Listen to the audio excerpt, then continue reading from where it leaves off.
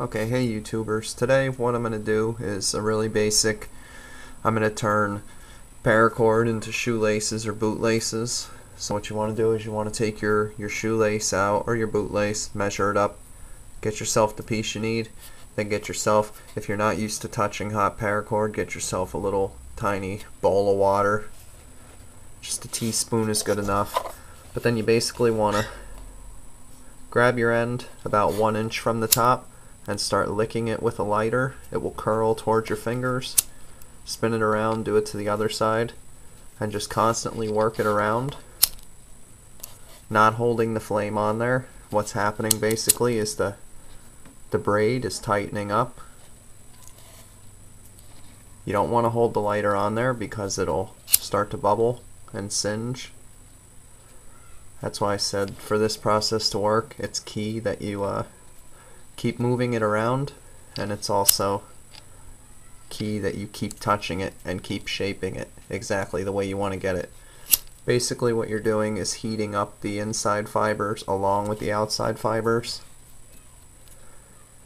and you're turning it into a solid piece of plastic. But if you hold the flame on here too long, it will basically bubble and deform, and then you won't have a chance of making a clean, neat shoelace or bootlace. Once you basically get it blackened like this, I have about, it's hard to tell because there's the reflectors there, but that's blackened right down to there. You can turn it sideways then and just do the same thing. Just keep turning it and squeezing it, making sure it's rounding out nicely, and just keep licking it with the flame and keep tapping it. And you gotta keep squeezing it, you gotta keep cooling it down and straightening it off. And then once you get to that part, you can just grab a knife,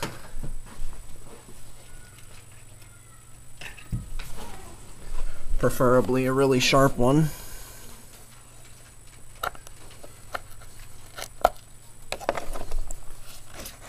cut your tip off like that, and you got that solid core of plastic in there, and you basically have yourself a paracord shoelace. And then you just have to do that on the other end. Let me see. See, that's a little better visual. It's kind of dark, but you can see it's black, and it's nicely tightened. If you're afraid to do it the first time, you know, just get a small piece and just try out the method. You don't want to waste 4 feet without trying it first. But it's a good way to do it. Thanks for watching.